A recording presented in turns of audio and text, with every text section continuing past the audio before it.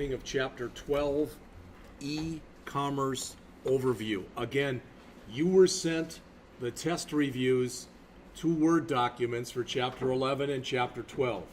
All right, I sent them to you this morning. So our objectives: define e-commerce, talk about the benefits and risks, discuss a couple of the e-commerce business models, different issues with e-commerce like security and encryption, define EDI, identify trends and projections for e-commerce, issues related to e-commerce, and different ways of online paying. So, I don't remember if that's a question or not, but you do need to know the definition of e-commerce. There are several. Here is the authors there in blue. E-commerce is the buying and selling of goods and services on the internet. Notice it's not just goods. All right, if I put myself out there and say that, hey, I can make websites for you, and I go and advertise that, and I get hired, that's technically e-commerce. So this chapter is an overview of e-commerce.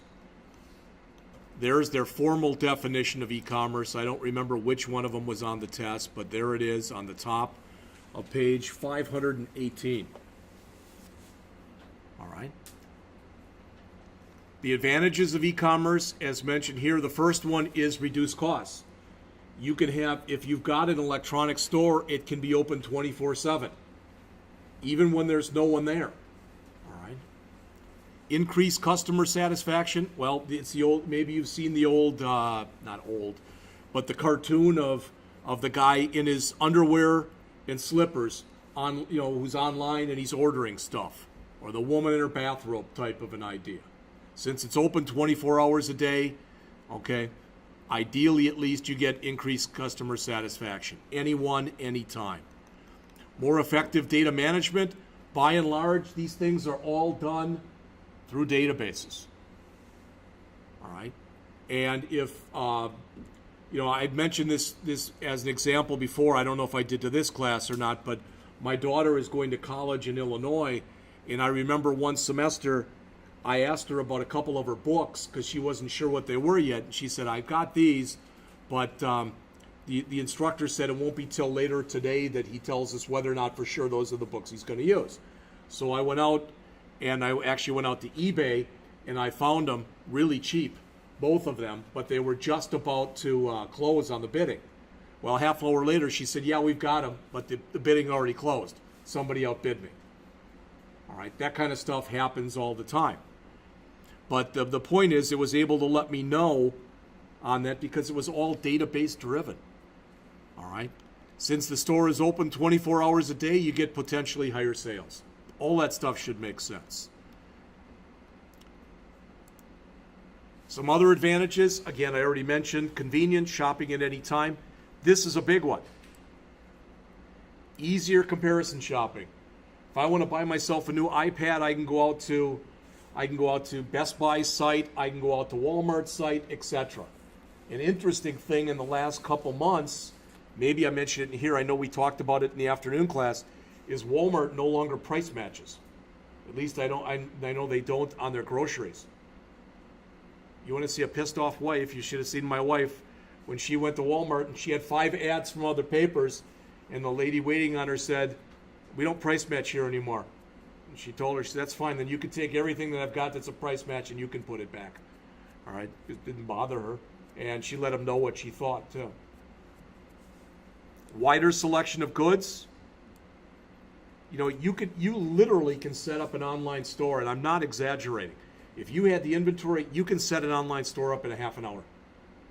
You can set it up and you can be taking orders and making money in a half an hour. That's not an exaggeration in the least. Some of the risks of e-commerce: loss of technology or loss of sales if technology fails. We've talked about this, I think, a little bit before. If Amazon goes down for a day, their potential loss is at least in the millions, and it might be more than that. Fraudulent transactions. Well, if somebody can actually become you online, a lot of damage they can do. Customer reluctance. My mother is 87. I've shown her how to use, she knows how to use the internet. My sister set her up a Facebook account. She used it for a week and she said, this is too hard. So she never used it again. I've shown her how to buy things on the internet, and that's too hard. The older you get, the more you won't want to do it.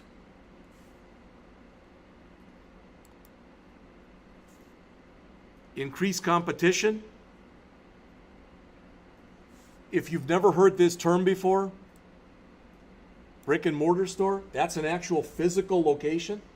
But I think I mentioned this before, that as an example today, Barnes & Noble makes a boatload more money online selling stuff than they do in their stores. All right. If you don't believe it, 5 years ago when I would go in there, for example, I'd go to the one in Madison, Wisconsin, they would have literally 4 racks of IT books. And now it's down to 1 rack. They still have all of them available, but now you got to go and dig through, find the one you want. You've got to buy it online. Typically, it's easier to do it with Amazon. Amazon has become the Walmart of online stuff, in my opinion. Other things, there are security issues. I think I mentioned this before, but if you look up here, I've given examples of this before. So if I go out to Amazon.com, notice it immediately. Amazon is taking virtually all of their pages and making them HTTPS. That S stands for Secure Socket Layer. That means that it's trying to give you more security on what you're doing. Other sites, if I go out and buy something, if I'm filling up a shopping cart and whatever, it'll be HTTP, but once I go to my cart to buy, it'll change to HTTPS. Privacy issues. As it says, many sites post primary privacy policy statements. I don't know if it was your class or the other class that I was talking to about this last week, but I was watching this thing. It was on Facebook, but they took it off of, I think it was Fox News, and they talked about people who download Facebook Messenger and just how much information you're actually making available to Facebook. All right? And, I'm not a Trump guy. If you are, hey, more power to you. That's fine. That said, in my opinion, Facebook did help influence the election. All right? I believe it did.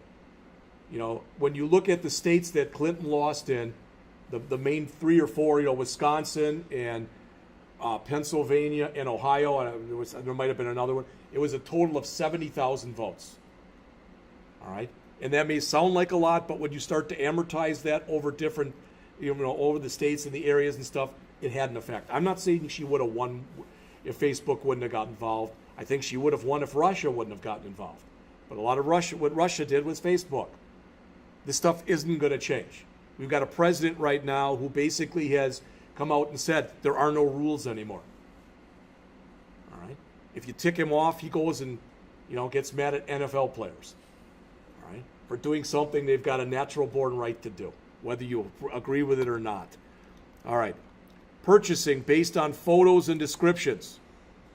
As it says, my wife will buy very little online because she wants to hold it. She'd rather look at a jewelry store and pay 10% more and know I like this or I don't like it than order it online. Does she still order online? Yes, but not very often. My kids don't order, my kids, it's hard to get them to go to a store. And I think I mentioned this to you before. Man, Amazon loves this. They've done studies. Anywhere between a third and a half the people who buy things never return them, even if they don't fit. They just keep them. All right? My daughter bought 3 pairs of pants or some stretchy stuff from, what the hell is the name of that place? Who does Pink and all that stuff. And they were almost $100. 1 pair fit. She didn't return the other 2. My wife was on her case, return them. You can return them at the store. I don't want to. My wife said, I'll return them. Just leave them. Maybe I'll wear them sometime. It's almost a year later. She's never worn them. That's $70 for 2 pairs of pants she never even wore. And that's not unnatural. All right. The different business models. B2C, Amazon is an example of that. Business to consumer. Business to business, people don't realize that this is really big. So if I'm Walmart and I'm buying from, let's say from, I don't know, Lowe's, I'm buying lumber from them or something like that. All right, that's business to business. I will tell you right now, this term, and you'll see it a little later too, it's down below, electronic data interchange is on your test. EDI, it's basically the electronic transfer of goods and services. All right. Consumer to consumer, eBay's the best example. All right. And this is another big one that you don't hear that much about, business to government. So EDI here, section 12.3 on the bottom of page 520. Again, the transfer of structured data between companies over a network. So it's an electronic transfer of information. All right. The statistics on e-commerce, bottom of page 520, going on to 521. Here's a test question for you. They ask, what's the number one field in e-commerce? What generates the most sales? There it is. Clothing, accessories, and footwear. They're number one. All right. And again, 27 billion. And look at that. That's 2011. It says 40 billion in our book. It does? Okay, good. And what do they give you in there? They say 20. That's still 2013. That's 4 years old. If you told me that was doubled, if you told me that was 100 billion right now, I would believe it. All right. And anytime you say 100 billion, that gets people's interest.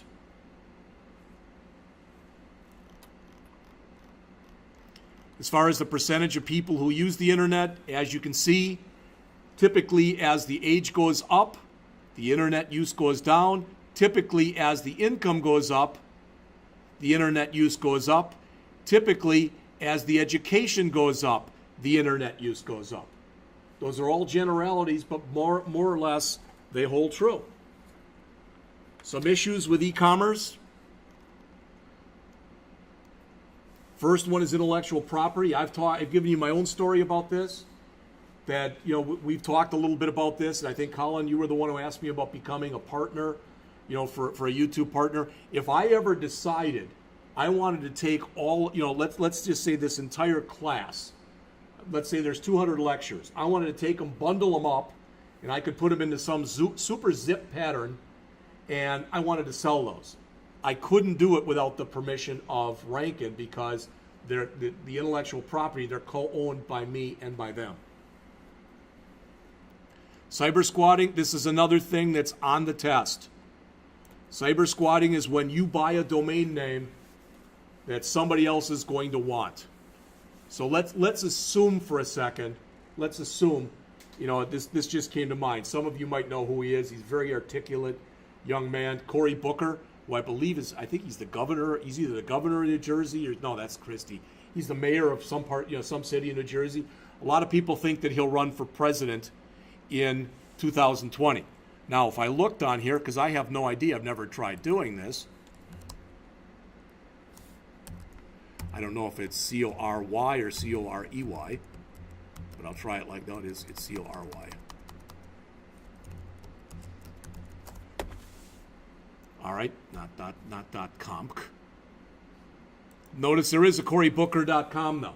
Let's assume for a second there wasn't. And I went out and bought that. And now he goes to run and he tries to get that domain name and it says it's registered to somebody else. Then he has to contact me. Now, Mr. Booker, I'll be glad to sell it to you for this amount of money. All right. Anybody ever heard the old story? I don't know if it's Disney World or Disneyland, that supposedly still there is an acre of land in one of those two theme parks that a farmer owned. They offered him $1 million to sell, and he said no. So they said, screw you, and they built around him. They never bought it. So there supposedly is 1 acre in there that's undeveloped, unless he's since sold it. I don't know.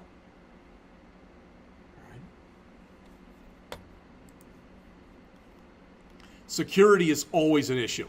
You hear about this stuff all the time. And if you've never heard this before, You never heard of this term? This is a hardware term, DDoS. All right. Distributed denial of service. Sometimes these happen on purpose. Sometimes they don't. A few years ago, because this was a fairly famous story that was in the news at the time. A few years ago, I think it was the Colorado Rockies. I don't know if they were either in the championship, the NL championship game, or I don't remember if they were ever in the World Series, but they offered some kind of a deal for free tickets. And all of a sudden, they had hundreds of thousands of people call, and they brought the system down. It was really a distributed denial of service attack. It wasn't done on purpose, but it was done. All right. Fraud, yeah. You've all heard this, right? I mean, it's coming up in a few months. You know, when it's tax time. You ever get an email from the IRS? Don't answer it. They ever ask you for any personal information? Don't give it. If you're really in doubt, then call. And don't call the number that's on the website. All right? Look up online, look up, the IRS for Missouri, for example, or, the federal IRS, and call that number. Taxation, this is a big one. There are many states that don't tax.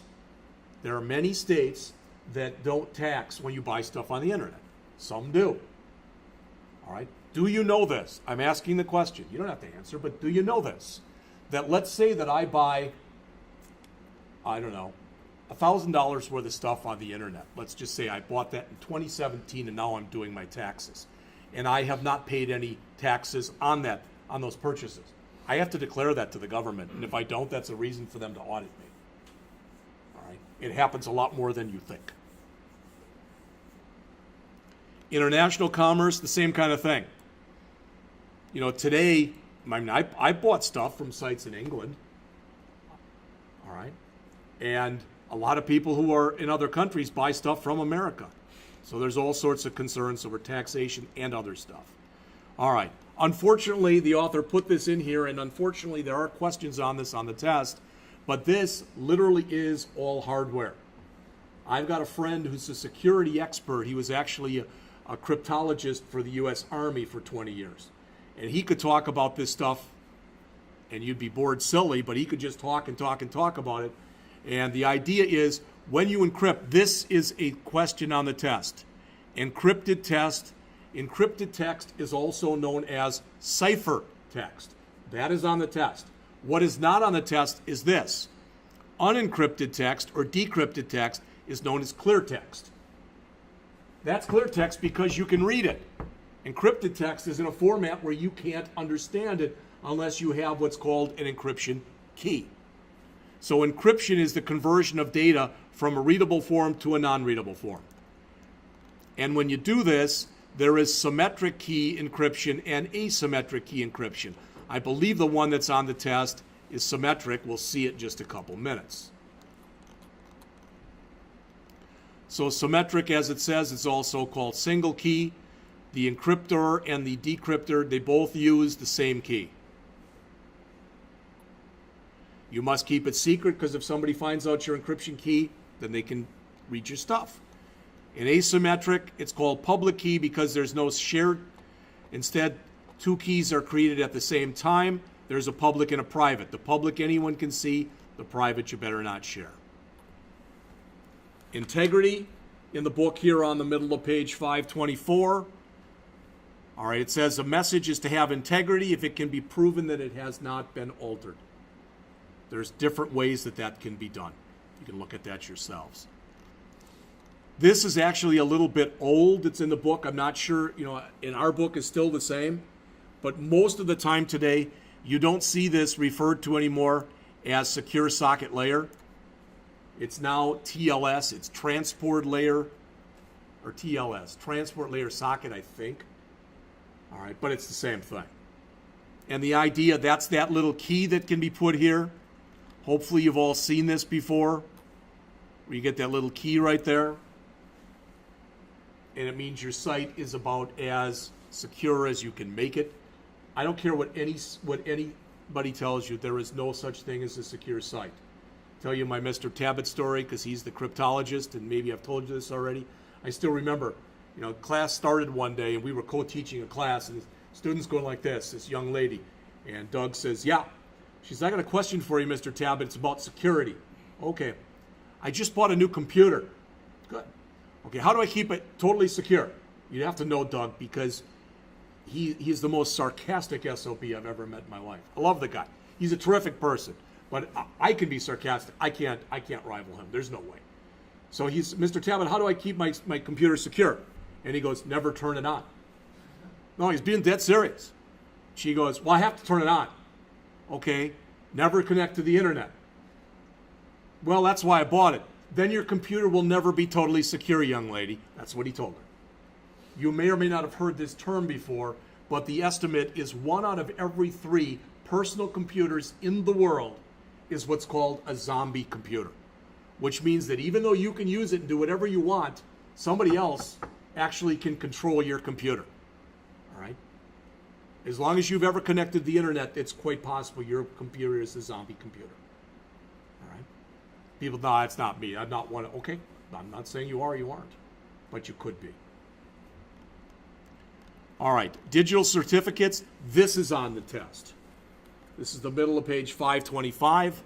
A digital certificate, basically what you have to do is you have to contact what's called a CA or a certificate authority, a place like VeriSign, and say, hey, I want to start being able to send information electronically. And they give you a digital certificate that you can start using. That they're not free, as you'd probably guess.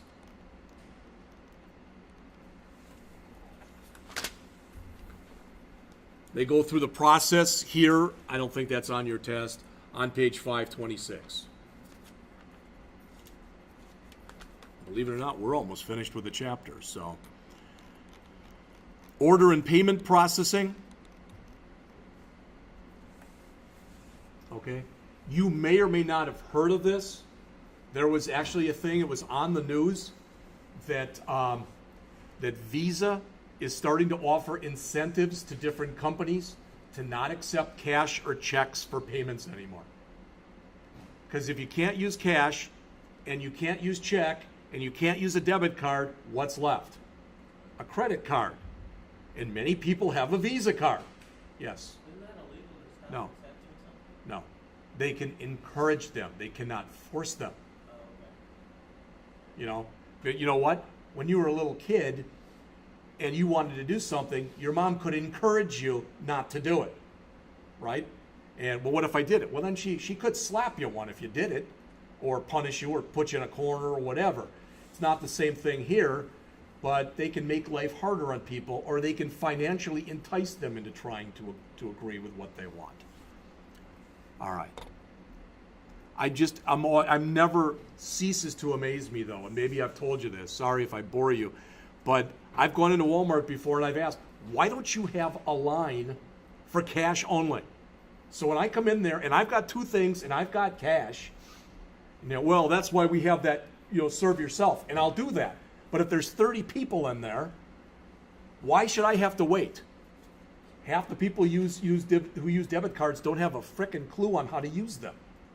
Oh, I guess I put this in upside down. Yeah, because you're a moron. And I've got better things to do than watch you be a moron. This is on the test.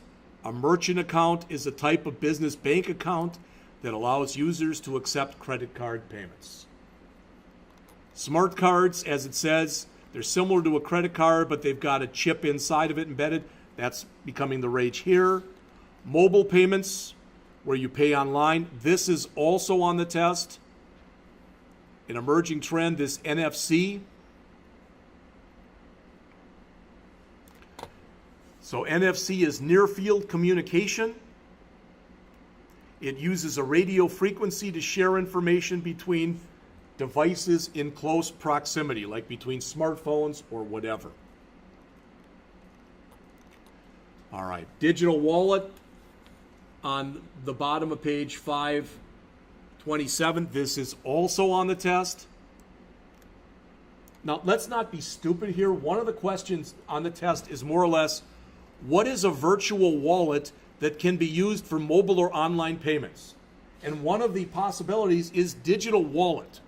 So when you see wallet and wallet, if any one of you gets that question wrong, I'm just, that amazes me. You know, well, I couldn't pick that one. That's too obvious. Sometimes the obvious one is the right one. All right, and the last thing that's in here on pages 528 and 529 are e-commerce storefront solutions. This is what I mentioned. You can get an instant storefront and be up and running and getting money. So if I decide, let's just say I don't have one because my mom threw them all out. But when I was a little kid, I collected baseball cards and I had full series and whatever. She's cost me hundreds of thousands of bucks by throwing stuff out. All right. And, but let's say I had that and I decided I was going to sell that stuff. I can get an instant storefront and within a half an hour I can be selling stuff. Not hard at all to do. The problem with instant storefronts is you're limited to the templates that the provider gives you. So a lot of them are going to have the same look and feel.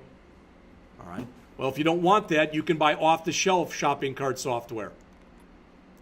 It's a little bit different. You can buy things like ZenCard because you can do some customization to them. You can change colors and fonts, etc. Then you can get a custom built where you pay for somebody to buy you know, but these can be very expensive. Finally, there's a semi-custom built where somebody builds you kind of a template and then you can add to it.